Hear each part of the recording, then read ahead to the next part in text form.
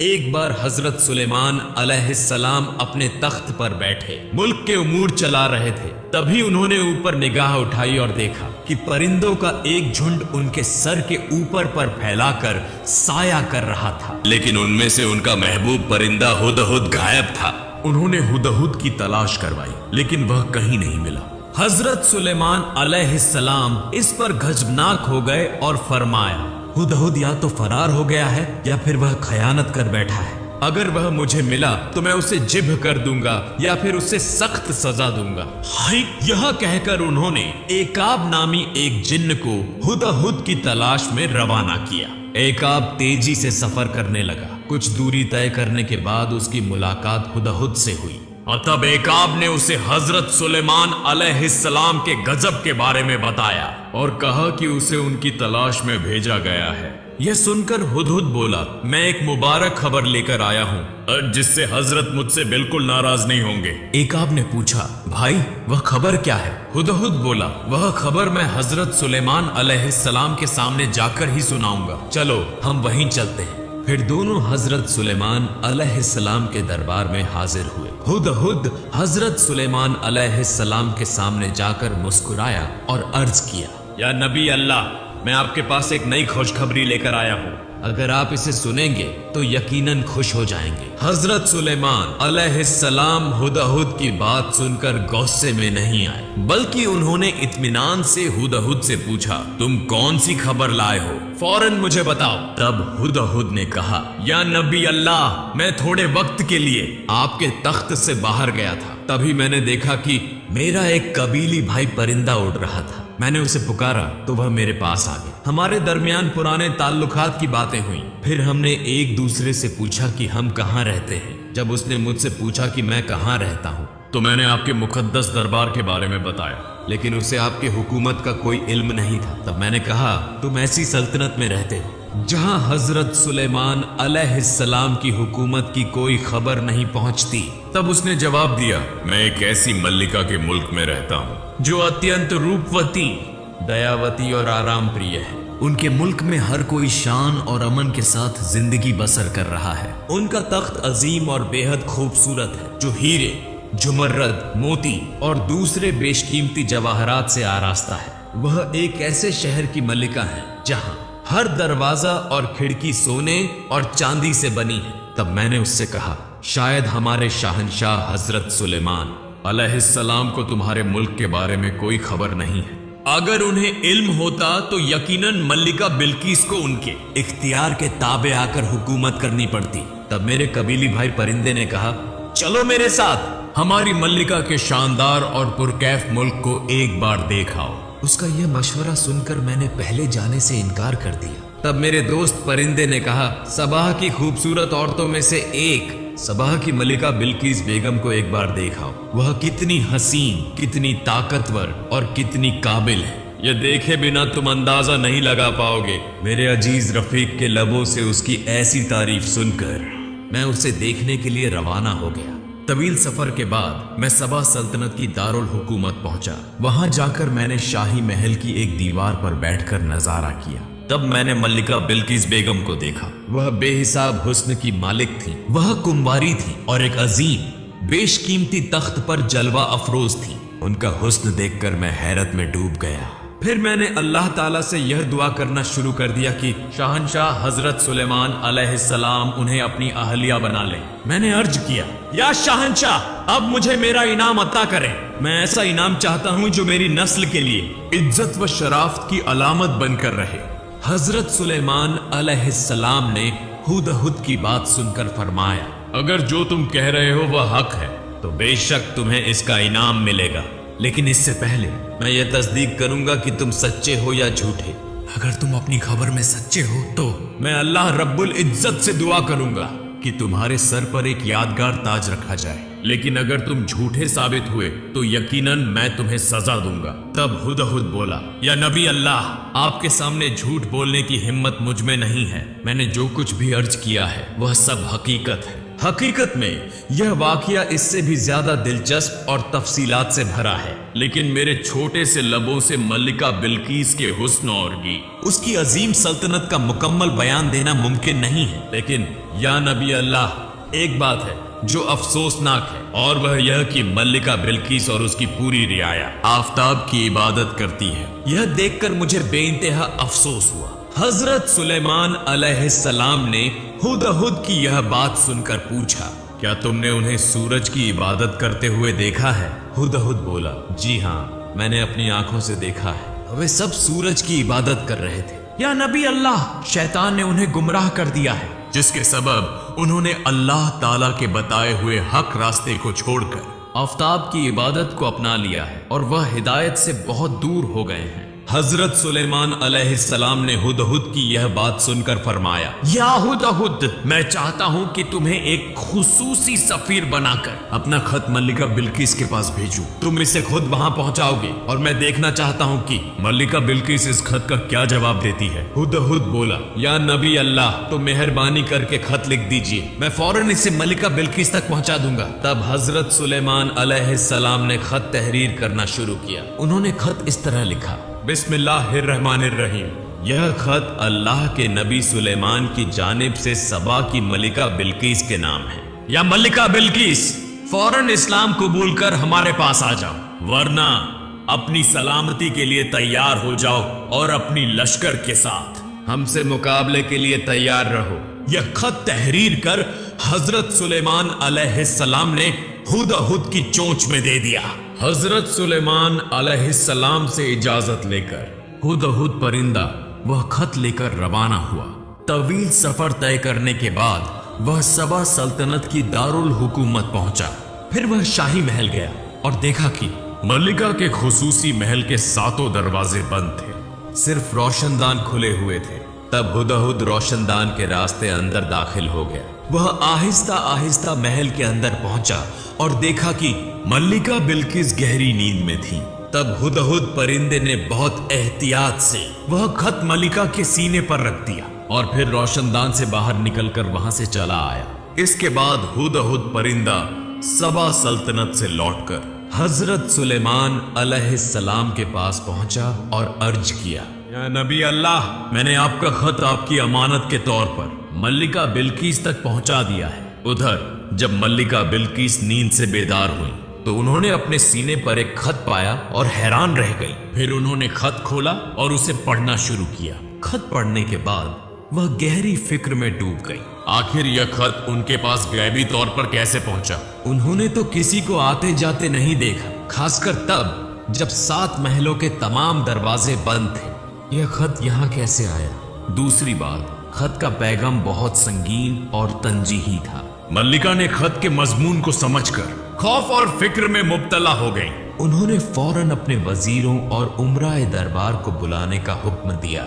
Emergency पैगाम पाकर उनके दरबारी शाही महल में हाजिर हुए।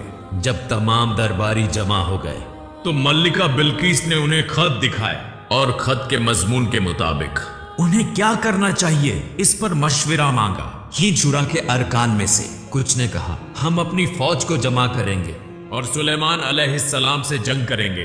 कुछ ने कहा, जंग करना मुमकिन नहीं है, वह बेहिसाब ताकत के मालिक हैं, हम उनके साथ जंग करके कुछ घंटों तक भी कायम नहीं रह पाएंगे। फिर कुछ ने कहा, हजरत सुलेमान अलैहिस्सलाम के आगे तस्लीम हो जाना ही सबसे महफूज रास्ता है। तमाम की बातें सुनने के बाद मल्लिका बिल्किस बोली, मेरा ख्याल यह है कि उनके साथ जंग करके हमारा महफूज रहना नामुमकिन है। जहां तक मैंने उनके बारे में सुना है, वह जिस भी मुल्क में हुकूमत करने दाखिल होते हैं वहां सब कुछ तबाह कर देते हैं। ऐसे में उनके गजब का निशाना बनने के बजाय अक्लमंदी यही होगी कि पहले उन्हें नजरो नियाज भेजे जाएं। जब हमारा सफीर वापस लौटे तो हम देखेंगे कि सुलेमान अलैहिस्सलाम इस पर क्या रद्द अमल देते हैं, क्योंकि अगर वह वाकई अल्लाह के नबी हैं तो वह नजरो नियाज पाकर और ज्यादा नाराज हो जाएंगे और बार बार यही चाहेंगे कि हम सब उनके सामने तस्लीम हो जाएं। लेकिन अगर वह सिर्फ इस दुनिया के एक मामूली बादशाह हैं तो वह इन तोहफों को पाकर राजी हो जाएंगे। जब मलिका बिल्किस ने यह बातें कही तो उनकी शूरा के तमाम अरकान इस मशवरे से मुत्तफिक हो गए। मलिका बिल्किस ने तोहफे भेजकर यह मालूम करने का मंसूबा बनाया कि हजरत सुलेमान अलैहिस्सलाम वाकई अल्लाह के नबी हैं या नहीं, क्योंकि अगर वह नबी हुए तो वह इन तोहफों को हरगिज कबूल नहीं करेंगे। अब वह मल्लिका पर इस्लाम का कबूल करने के लिए जोर देंगे, और अगर वह सिर्फ एक सल्तनत के हाकिम है तो वह तोहफे कबूल करके मल्लिका को निकाह का पैगाम भेजेंगे। इसके बाद मल्लिका बिल्किस ने अपने लश्कर में से एक दस्ते को मुंतखब किया और उन्हें हजरत सुलेमान अलैहिस्सलाम के पास भेजने के लिए नजरो नियाज सौंपे। तोहफे के तौर पर मल्लिका बिल्किस ने उन्हें 7 सोने की और 7 चांदी की ईंटें अता की, साथ ही नायाब मोती, जवाहरात और दूसरे कीमती पत्थर दिए। इसके अलावा उन्होंने तमाम तोहफों को सोने के धागों से बुने हुए कपड़े से ढककर शीशे के संदूकों में रखवाया। इसके बाद वह सफीर मल्लिका बिल्किस से रुखसत होकर हजरत सुलेमान अलैहिस्सलाम के शाही दरबार की तरफ रवाना हुए। उन्होंने सहारा का रेगिस्तान पार किया और धीरे धीरे हजरत सुलेमान अलैहिस्सलाम के दरबार में दाखिल हुए। उस वक्त हजरत सुलेमान अलैहिस्सलाम अपने तख्त पर मुंतसिब थे। उनके सामने 1000 वुज़रा बैठे थे और उनके बराबर में लश्कर, महफूजी दस्ते, पैदल सिपाही और जिन्न, परियां, दीव, दैत्य अपने अपने मुकामात पर खड़े थे। हजरत सुलेमान अलैहिस्सलाम के हुक्म और हिदायत के मुंतजिर थे। इसी वक्त एक खादिम ने आकर इत्तिला दी कि मल्लिका बिल्किस ने तोहफों के साथ अपने सफीरों को भेजा है। यह सुनकर हजरत सुलेमान अलैहिस्सलाम ने हुक्म दिया कि वह सफीर अंदर आ सकते हैं। सफीर आगे बढ़े और देखा कि शाही महल की दीवारें, छत और हर चीज सोने और चांदी से बनी हुई है। इसके अलावा तख्त के चारों तरफ कीमती पत्थरों से शानदार नक्काशी की गई थी। शाही महल की इस अजीम शान फनकारी को देखकर उन सफीरों को अपने लाए हुए तोहफे इंतहाई मामूली लगे, जिससे वह बहुत शर्मिंदा हो गए। तो वह इतने शर्मसार हुए कि आगे बढ़ने में हिचकिचाने लगे। ठीक उसी वक्त हुदहुद परिंदे ने उन्हें हौसला दिया और हजरत सुलेमान अलैहिस्सलाम के सामने आगे बढ़ने का इशारा किया। इसके बाद वह हजरत सुलेमान अलैहिस्सलाम के पास पहुंचे, उन्हें मुनासिब अदब पेश किया और उनके सामने तोहफे रखे। हजरत सुलेमान अलैहिस्सलाम ने इन तोहफों को देखकर फरमाया, क्या तुम मुझे इन तोहफों से राजी करना चाहते हो? मेरे अल्लाह ने मुझे इससे कहीं ज्यादा अता फरमाया है। इन तोहफों को वापस ले जाओ और अपनी मल्लिका से कहो कि अगर उसने इस्लाम कबूल करने से इनकार किया तो मैं अपनी फौज के साथ हमला करूंगा, जिससे उसकी पूरी सल्तनत तबाह हो जाएगी और वह सब अपने तख्त से महरूम हो जाएंगे। इसके बाद सफीर हजरत सुलेमान अलैहिस्सलाम के शाही दरबार से रुखसत होकर धीरे धीरे मल्लिका बिल्किस के शाही दरबार की जानिब लौटने लगे। मल्लिका बिल्किस के पास पहुंचकर सफीरों ने हजरत सुलेमान अलैहिस्सलाम की तमाम तशरीहात बयान की और उनके शाही दरबार की शान और शौकत और अजमत का तफसील से जिक्र किया। तब मल्लिका बिल्किस ने कहा, वह मुझसे कहीं बड़े सुल्तान हैं और निहायत कुदरत वाले भी। उनसे जंग करना मेरे और मेरी सल्तनत के लिए नामुमकिन है, लेकिन हजरत सुलेमान अलैहिस्सलाम पर ईमान लाना मुनासिब नहीं होगा, बल्कि पहले यह देखना जरूरी है कि क्या वह वाकई अल्लाह के नबी हैं। इसके लिए हमें उनकी तरफ से कुछ मौजिज़ात देखने चाहिए। यह सोचकर उन्होंने अपने वुज़रा से कहा, मैं उनकी आजमाइश लेने के लिए दोबारा कुछ खास चीजें भेजना चाहती हूँ। मल्लिका बिल्किस की इस बात से तमाम वुज़रा मुत्तफिक हो गए। इसके बाद मल्लिका ने कुछ गुलाम और लौंडियों को एक जैसे लिबास पहनाए, कुछ बेशिगाफ याकूत नगीनों को एक संदूक में रखवाया, कुछ तेज और कुछ सुस्त अश्व घोड़े भेजने का इंतजाम किया और आखिर में एक खाली शीशा दिया। इसके बाद उन्होंने सफीरों से कहा, पहले हजरत सुलेमान अलैहिस्सलाम से कहो कि वह इन गुलामों और लौंडियों को अलग अलग पहचान कर दिखाएं, फिर बगैर किसी फौलादी या दूसरे आलात के इस्तेमाल के, और याकूत में शिगाफ सुराख कर दिखाएं। तीसरे, तेज और सुस्त अश्व को अलग अलग कर दें और आखिर में इस खाली शीशे में ऐसा आब पानी भर कर दें जो न आसमान से बरसता हो और न जमीन से निकलता हो, जब मलिका बिल्किस की तमाम शराइत तय हो गई तो उनके सफीर उन तमाम चीजों को लेकर हजरत सुलेमान अलैहिस्सलाम के शाही दरबार की तरफ रवाना हुए। वह सहरा के रेगिस्तान को पार करते हुए धीरे धीरे हजरत सुलेमान अलैहिस्सलाम के शाही दरबार में दाखिल हुए और तमाम तोहफे पेश किए। इसके बाद सफीरों ने मल्लिका बिल्किस के तमाम इम्तिहानी शराइत हजरत सुलेमान अलैहिस्सलाम के सामने रखी। हजरत सुलेमान अलैहिस्सलाम ने सबसे पहले तमाम गुलामों और लौंडियों को हुक्म दिया कि वह जाकर वुजू करें। तब मर्दों ने सिर्फ अपनी उंगलियां धोई जबकि औरतों ने अपनी कलाइयां तक धोई। इसी दौरान हजरत सुलेमान अलैहिस्सलाम ने फरमा दिया, जिन्होंने सिर्फ उंगलियां धोई हैं वह मर्द हैं और जिन्होंने कलाइयों तक धो लिया है वह औरतें हैं। और इसके बाद याकूत को जमीन पर रख दिया गया और हजरत सुलेमान अलैहिस्सलाम ने एक खास किस्म के कीड़े को हुक्म दिया कि वह उन नगीनों में शिगाफ कर दे। तीसरे इम्तिहान में हजरत सुलेमान अलैहिस्सलाम ने अश्वों के सामने चना और घास रखवाई और देखा गया कि सुस्त अश्व जल्दी जल्दी चना खाने लगे जबकि तेज अश्व थोड़ी देर तवक्कुफ करने के बाद घास खाने लगे। तब हजरत सुलेमान अलैहिस्सलाम ने तेज और सुस्त अश्वों के बीच का फर्क वाज़ेह कर दिया। इसके बाद हजरत सुलेमान अलैहिस्सलाम ने उस खाली शीशे को लाने का हुक्म दिया। तब सफीरों ने वह खाली शीशा हजरत सुलेमान अलैहिस्सलाम की खिदमत में पेश किया। हजरत सुलेमान अलैहिस्सलाम ने फरमाया, मैं इस खाली शीशे का क्या करूं? तब दूतों ने कहा, इस बोतल में आप ऐसा पानी भरें जो न आसमान में पाया जाता है और न ही धरती पर। तब हजरत सुलेमान अलैहिस्सलाम ने एक घोड़ा मंगवाने का आदेश दिया। फिर एक घोड़ा लाया गया और हजरत सुलेमान अलैहिस्सलाम ने एक व्यक्ति को उस पर बैठाकर कहा, अत्यंत तेज गति से इसे दौड़ाओ। वह व्यक्ति घोड़े को तेजी से दौड़ाने लगा और काफी समय तक घुड़सवारी करने के बाद वापस हजरत सुलेमान अलैहिस्सलाम के पास लौटा। तेज दौड़ने के कारण वह घोड़ा पूरी तरह पसीने से भीग गया था। हजरत सुलेमान अलैहिस्सलाम ने उस घोड़े के पसीने को बोतल में भर लिया और कहा, यह वही पानी है जो न आसमान में पाया जाता है और न ही जमीन पर। भाई, रानी बिल्किस के भेजे गए सभी दूत हजरत सुलेमान अलैहिस्सलाम के इस चमत्कार और उनकी महान बुद्धिमत्ता को देखकर दंग रह गए। वे तुरंत हजरत सुलेमान अलैहिस्सलाम के दरबार से विदा लेकर रानी बिल्किस के दरबार की ओर रवाना हो गए। इसके बाद वे रानी बिल्किस के पास पहुंचे और हजरत सुलेमान अलैहिस्सलाम के सभी चमत्कारों और उनकी ज्ञान व हिकमत को विस्तार से बयान किया।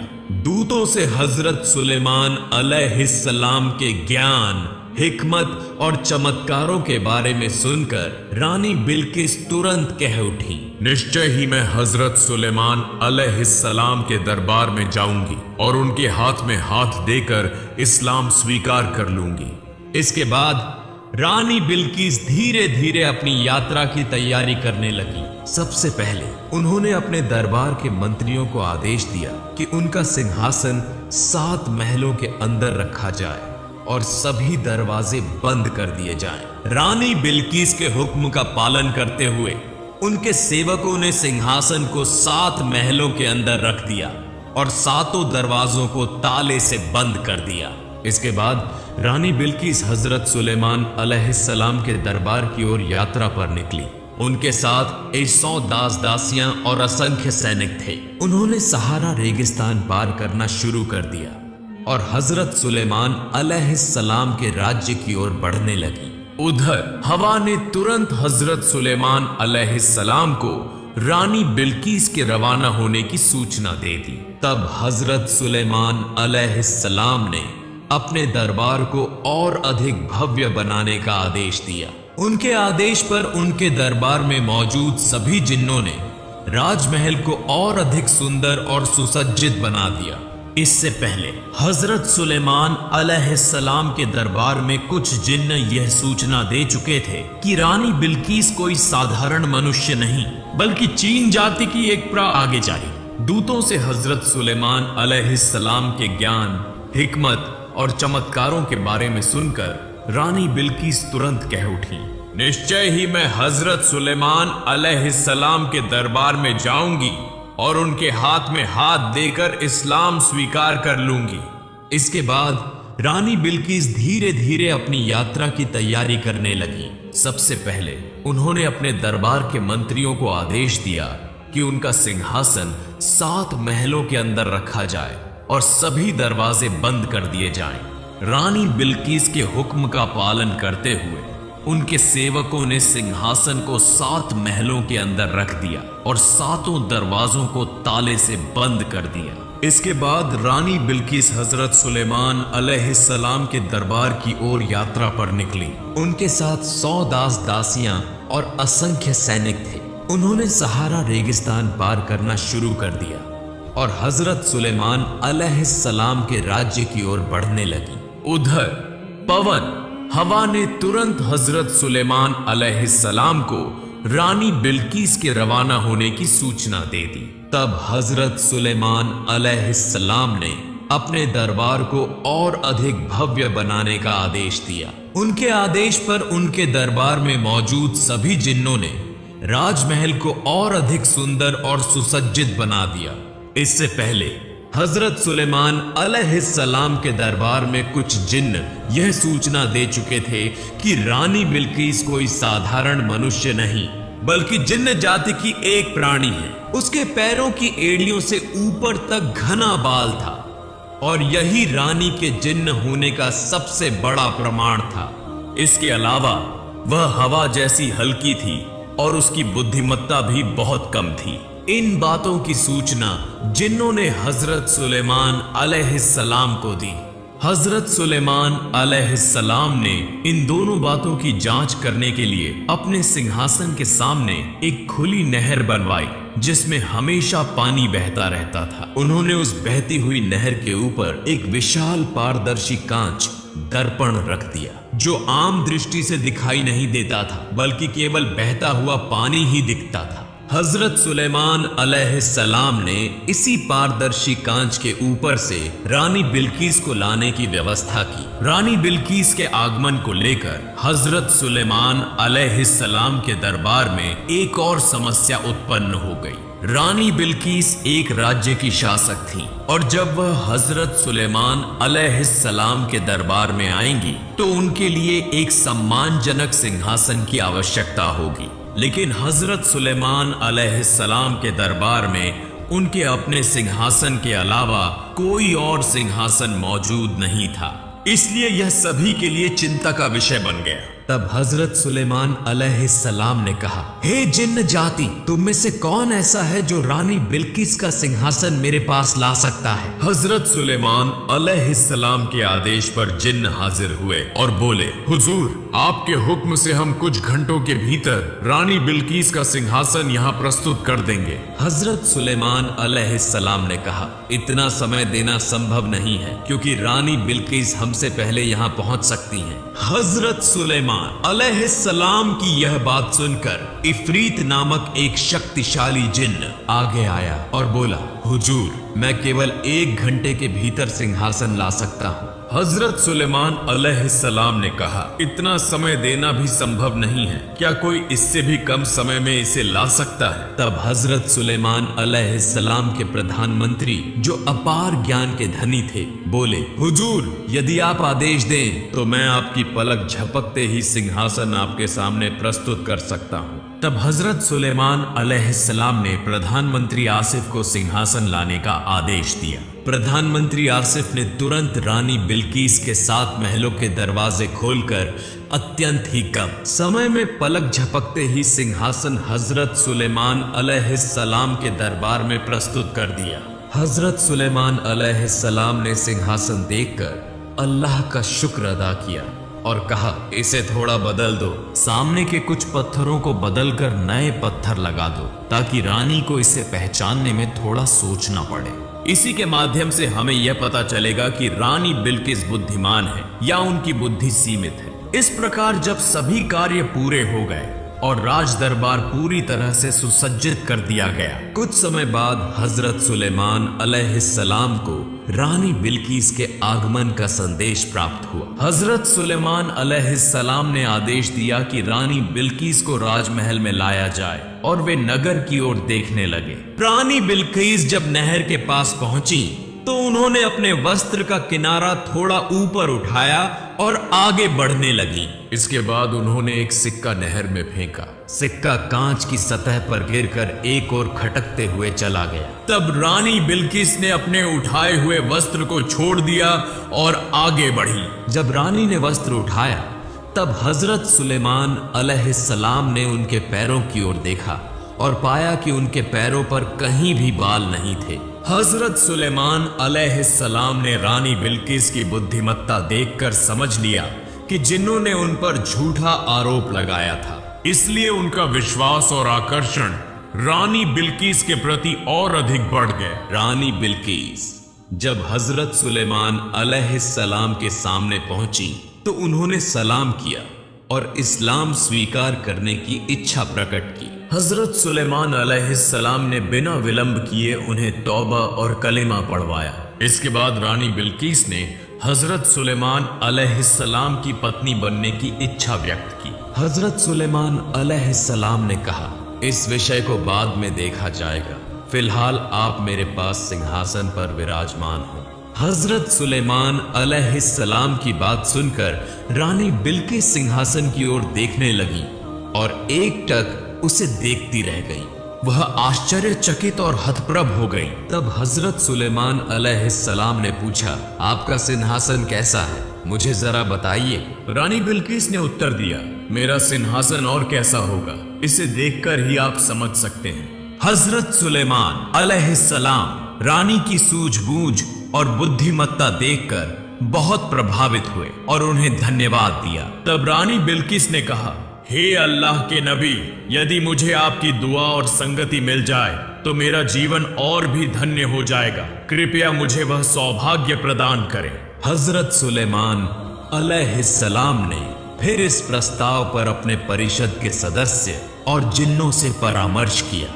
सभी ने सलाह दी कि चूंकि रानी बिल्किस ने इस्लाम स्वीकार कर लिया है और वह एक मानव संतान है तो इस विवाह में कोई बाधा नहीं होनी चाहिए। सभी की सलाह सुनकर हजरत सुलेमान अलैहिस्सलाम ने शीघ्र ही विवाह की तैयारियों में लग गए। अल्प समय में उनका विवाह संपन्न हो गया। हजरत सुलेमान अलैहिस्सलाम के परिषद के सदस्य, उनकी उम्मत और सभी लोग हजरत सुलेमान अलैहिस्सलाम और रानी बिल्किस के इस शुभ विवाह का हर्षोल्लास के साथ आनंद लेने लगे। हजरत सुलेमान अलैहिस्सलाम की पत्नियों की संख्या पहले 300 थी, अब वह 308 हो गई। उनके राजमहल में 700 रखेलें दासियां थीं। इस तरह कुल मिलाकर उनके हरम में 1000 स्त्रियां थीं। जब वह अपने अनर्थ महल में जाते तो सभी पत्नियां उनके सामने खड़ी रहती और रखेले दासियां उनके पीछे। उन सभी में हजरत सुलेमान अलैहिस्सलाम ने रानी बिल्किस को सबसे अधिक सम्मान दिया।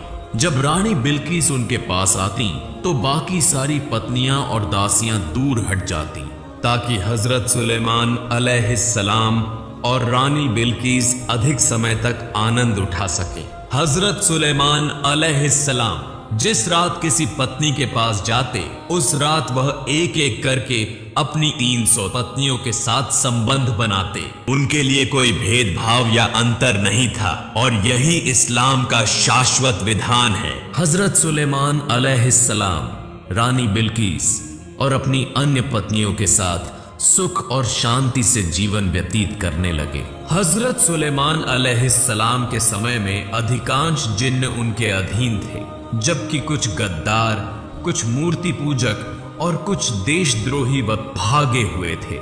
हजरत सुलेमान अलैहिस्सलाम अक्सर अन्याय करने वालों को पकड़कर सजा देते थे। देशद्रोहियों और भगोड़ों को पकड़ने के लिए जिन्नों के बीच गुप्तचर, जासूस नियुक्त किए गए थे।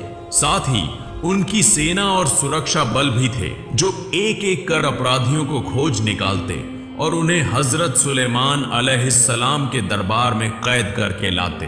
एक दिन रानी बिल्किस के अनुरोध पर हजरत सुलेमान अलैहिस्सलाम ने उन्हें अपने साथ सिंहासन पर बिठाया और समुद्री यात्रा पर निकल पड़े। हवा उनके सिंहासन को लेकर कई देशों की यात्रा करती रही और फिर एक गहरे और असीम समुद्र के ऊपर स्थिर होकर ठहर गई। रानी बिल्किस ने पूरी तन्मयता से समुद्र के दृश्य का आनंद लिया। इसके बाद हवा उनके सिंहासन को एक विशाल द्वीप पर ले आई। वहां वे दोनों उतरे और प्राकृतिक सौंदर्य से युक्त वृक्षों, नहरों, झरनों और पर्वतों का अवलोकन किया। जब हजरत सुलेमान अलैहिस्सलाम और रानी बिल्किस वहां पहुंचे तो जिन्नों ने कई हजार देशद्रोही और भगोड़े जिन्नों को हजरत सुलेमान अलैहिस्सलाम के समक्ष प्रस्तुत किया। हजरत सुलेमान अलैहिस्सलाम ने उन्हें मृत्यु दंड देने का निर्णय लिया। बाप्पा मानने की तब रानी बिल्किस ने उनके प्राणों की भीख मांगते हुए हजरत सुलेमान अलैहिस्सलाम से प्रार्थना की। बम्पर ताहिद रानी बिल्किस की प्रार्थना के कारण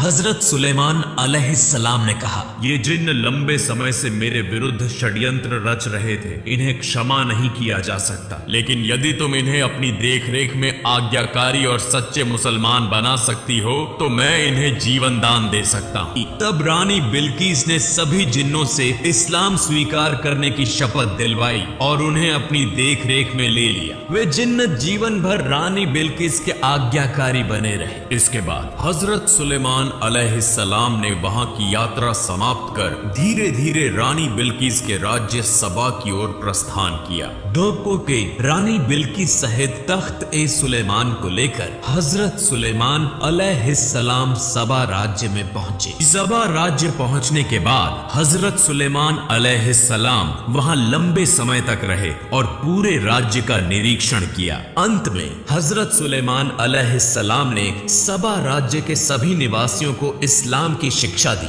और उन्हें मुसलमान बना लिया। इसके अलावा उन्होंने वहां के प्रशासनिक अधिकारियों को बुलाकर इस्लामी कानून के अनुसार शासन करने की सलाह दी। उन्होंने जबूर की किताब के अनुसार देश के संचालन के लिए जल्द ही एक शिक्षण संस्थान स्थापित करने का आदेश दिया। इसके अलावा उन्होंने देश भर में कुछ प्रशिक्षण केंद्र खोलने का सुझाव दिया ताकि लोगों को परिश्रमी और आदर्श नागरिक बनाया जा सके। उन्होंने कई अन्य आवश्यक विषयों पर भी मार्गदर्शन दिया। सौता कमो भी। इसके बाद हजरत सुलेमान अलैहिस्सलाम ने रानी बिल्किस को सबा राज्य में छोड़ दिया और तख्ते सुलेमान लेकर धीरे धीरे अपने देश की ओर प्रस्थान किया। हजरत सुलेमान अलैहिस्सलाम विभिन्न शहरों, नदियों और समुद्रों को पार करते हुए अपने देश वापस लौटे। अपने देश पहुंचने के बाद उन्होंने पुनः राज्य का संचालन पूर्व की भांति शुरू कर दिया। वे समय समय पर सबा राज्य जाया करते थे। वहां रानी बिल्किस का हाल चाल लेते और वहां के निवासियों को शिक्षा और उपदेश दिया करते थे। हजरत सुलेमान अलैहिस्सलाम ने इस प्रकार अल्लाह रब्बुल आलमीन के मार्गदर्शन और जबूर की शिक्षाओं का अपने देश और अन्य राज्यों में प्रचार किया। उन्होंने अथक परिश्रम कर इस्लाम का प्रचार प्रसार किया और सभी मुसलमानों को जबूर की किताब के अनुसार इस्लाम की छत्र छाया में संगठित किया। अंततः अल्लाह के नबी हजरत सुलेमान अलैहिस्सलाम ने अल्लाह पाक रब्बुल आलमीन के बुलावे को स्वीकार किया और इस दुनिया से विदा हो गए। प्रिय भाइयों और बहनों, आज की इस वीडियो को यहीं समाप्त करते हैं। आपको आज की वीडियो कैसी लगी कृपया कमेंट बॉक्स में जरूर बताइए। अगर वीडियो पसंद आई हो तो इसे शेयर करना न भूलें। फिर मिलेंगे किसी और वीडियो में। तब तक के लिए सब खुश रहें, स्वस्थ रहें। अल्लाह हाफिज।